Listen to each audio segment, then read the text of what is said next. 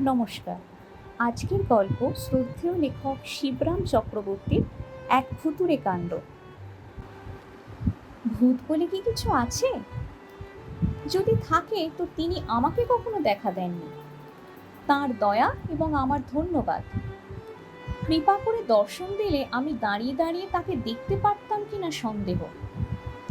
ভূতদের রূপগুণে আমার কোনো মোহ নেই। তাছাড়া আমার হার্ট খুব উইক, আর শুনেছি যে ওরা ভারী উইকেট। তবে ভূত কিনা ঠিক জানি না, কিন্তু অদ্ভুত একটা কিছু একবার আমি দেখেছিলাম রাঁচিতে। না, পাগলাগারোতে নয়, তার বাইরে, সরকারি রাস্তায়। রাঁচির রাজপথ না হলেও সেটা বেশ দরাজ পথ। কি করে দেখলাম বলি। একটা পরশময়ীপতি সাইকেল হাতে পেয়ে হন্ডরুট থেকে পাড়ি জমিয়েছিলাম, কিন্তু মাইল সাতেক না যেতেই তার একটা টায়ার ফেঁসে গেল। যেখানে বাঘের ভয় সেইখানে সন্ধে হয়, একটা কথা আছে না? আর যেখানে সন্ধে হয় সেইখানেই সাইকেলের টায়ার ফাঁসে। জনমানবহীন পথ, জায়গাটাও জঙ্গলি। আরও মাইল পাঁচেক যেতে পারলে গাঁয়ের মতো একটা পাওয়া যেত, কিন্তু সাইকেল ঘাড়ে করে যেতে হলেই হয়েছে। এমনকি সাইকেল ফেলে শুধু পায়ে হেঁটে যেতেও পারবো কিনা আমার সন্দেহ ছিল। হাঁটতে হবে আগে জানলে হাতে পেয়েও সাইকেলে আমি পা দিতাম না নিশ্চয়ই। তখনও সন্ধে হয়নি, এই হব। সামনে গেলে 5 মাইল, ফিরতে হলে 7, দুদিকেই সমান পাল্লা। কোন দিকে হাঁটন দেব হাঁ করে ভাবছি।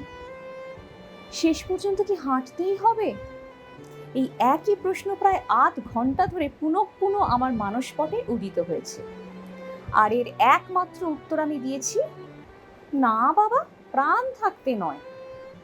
অবশ্যই এরকম স্থানে আর এহেন অবস্থায় প্রাণ বেশিক্ষণ থাকবে কিনা সেটাও প্রশ্নের বিষয় ছিল।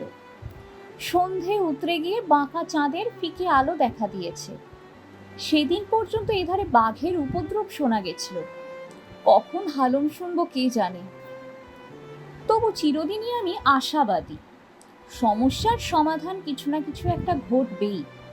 অচিরেই ঘটল বলে 2-1 মিনিটের অপেক্ষা কেবল, এবং সেই অভাবনীয় সুযোগ নিয়ে সহজেই আমি উদ্ধার লাভ করব।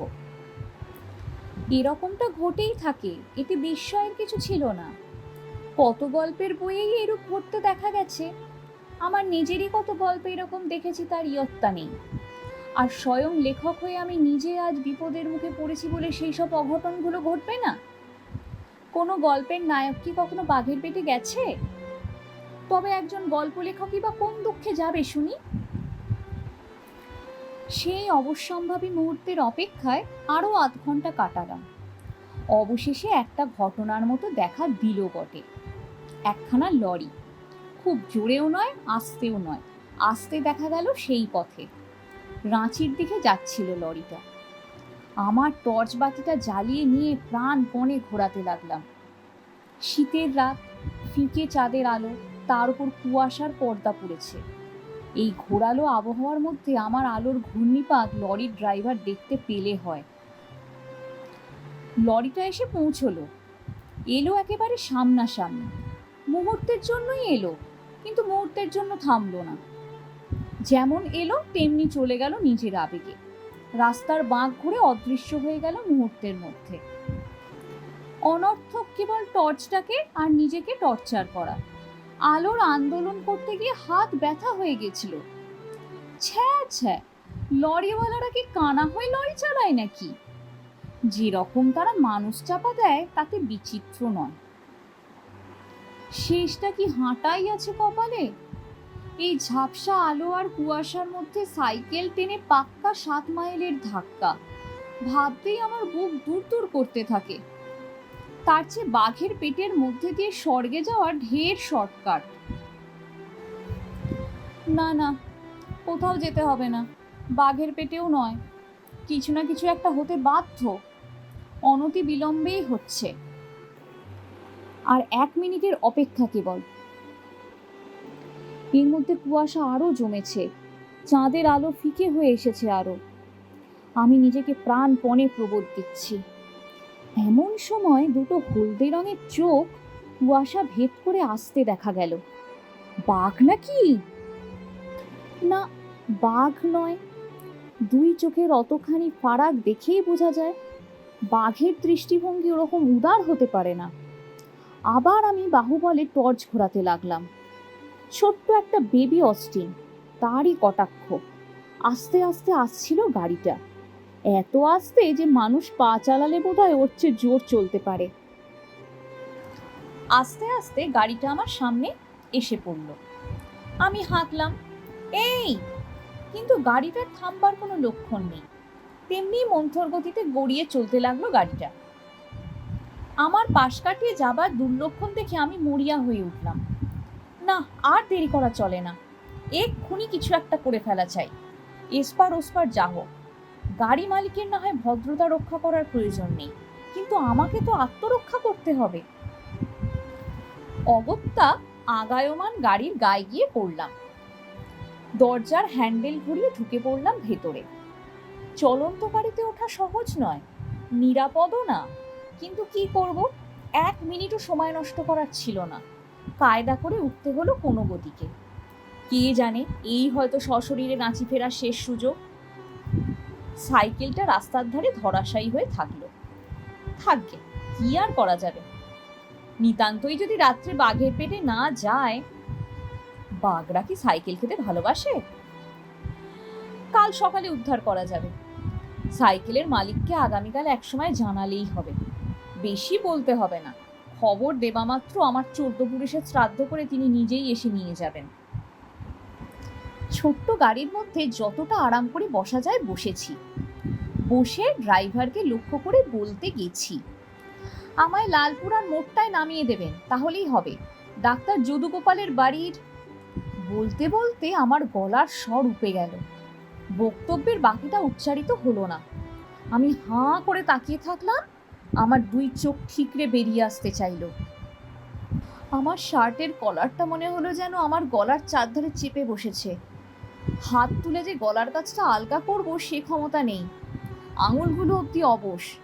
সেই শীতের রাত্রেও সারা গায়ে আমার ঘাম দিয়েছে। যেখানটায় ড্রাইভার থাকবার কথা সেখানে কেউ নেই, একদম ফাঁকা। আমি তাকিয়ে দেখলাম, জিভ আমার টাকরায় আটকে ছিল। কয়েক মিনিট বাদে সেখান থেকে নামলে বাকশক্তি ফিরে পেলাম। ভূত, ভূত ছাড়া কিছু না, আপনা থেকেই আমার মুখ দিয়ে বেরিয়ে গেল। আমার কথায় ভূত যে কর্ণপাত করলো তা মনে হলো না। বে ড্রাইভার গাড়ি যেমন চলছিল তেমনি চলতে লাগলো।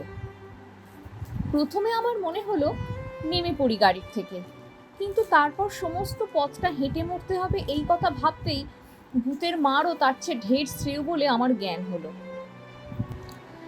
আমার নামের প্রথমার্ধ ভূত ভাবন আর বাকি অর্ধেক তুত ভাবন। কাজেই ভূতের ভয় আমার থাকলেও ভাবনা তেমন ছিল না। ভূতের হাতে মরলেও শিবলোক কিংবা রামরাজ্য একটা কিছু আমি পাবই, সেটা একেবারে নিশ্চিত। কিন্তু তাহলেও এমন অভূতপূর্ব অবস্থায় আমায় পড়তে হবে কখনো ভাবিনি। ড্রাইভার নেই এবং গাড়ির ইঞ্জিনও চলছিল না, তবু গাড়ি চলছিল এবং ঠিক পথ ধরেই চলছিল। এই কথা ভেবে এবং হেঁটে যাওয়ার চেয়ে বসে যাওয়ার আরাম বেশি বিবেচনা করে প্রাণের মায়া ছেড়ে দিয়ে সেই ভুতুরে গাড়িকেই আশ্রয় করে রইলাম। আলস্যের সঙ্গে আমি কোনোদিনই পারি না। চেষ্টা করলে হয়তো বা কায়ক্লেশ পারা যায়, কিন্তু পেরে লাভ? লাভ তো ডিমের। চিরকালের মতো এবারও আমার আলস্যই জয়ী হলো শেষটায়। ঘন্টা 2 পরে গাড়িটা একটা লেভেল ক্রসিংয়ের মুখে এসে পৌঁছেছে। ক্রসিংয়ের গেট পেরিয়ে যখন প্রায় লাইনের সম্মুখে এসে পড়েছি তখন হুঁশ হলো আমার। হুশ হুশ করে তেড়ে আসছিল একটা আওয়াজ। রেলগাড়ির আগমনী কানে আসতেই আমি চমকে উঠলাম। আপ কিংবা ডাউন একটা গাড়ি এসে পড়লো বলে অদূরে তার ইঞ্জিনের আলো দেখা দিয়েছে, কিন্তু আমার গাড়ির থামবার কোনো উৎসাহ নেই। বিনে ভাড়ায় গাড়ি চেপে চলেছি বলে কি অদৃশ্য ভূত আমায় টেনে নিজের দল ভারী করতে চায় নাকি? নিঃশব্দ রাত্রির শান্তি ভঙ্গ করে গম গম করতে করতে ছুটে আসছিল ট্রেনটা, তার জ্বলন্ত চোখে মৃত্যুদূতের হাতছানি। আমার গাড়ির হাতলটা কোথায়? এক্ষুনি এই জমালয়ের রথ থেকে নেমে পড়া দরকার। আর 1 মুহূর্ত দেরি হলেই হয়েছে। কোনো রকমে দরজা খুলে তো বেরিয়েছি। আমিও নেমেছি আর আমার গাড়িও থেমেছে, আর সঙ্গে সঙ্গে সামনে দিয়ে রেলগাড়িটাও গর্জন করতে করতে বেরিয়ে গেছে। কয়েক মুহূর্তের জন্য আমার সম্বিত ছিল না। হুশ হুশ করে ট্রেনটা চলে যাবার পর আমার হুঁশ হলো। না, মারা যায়নি। হুঁশিয়ার হয়ে দেখলাম জল জ্যান্ত রয়েছি এখনো, এবং মোটর গাড়িটাও চুরমার হয়নি, আমার পাশেই ছবির মতন দাঁড়িয়ে। আমার এবং মোটরটার টিকে থাকা একটা চূড়ান্ত রহস্য মনে হচ্ছে। এমন সময় চোখে চশমা লাগানো একটা লোক বেরিয়ে এলো মোটরের পেছন থেকে। আমাকে একটু সাহায্য করবেন? এগিয়ে এসে বললেন ভদ্রলোক। দয়া করে যদি আমার গাড়িটা একটু ঠেলে দেন মশাই।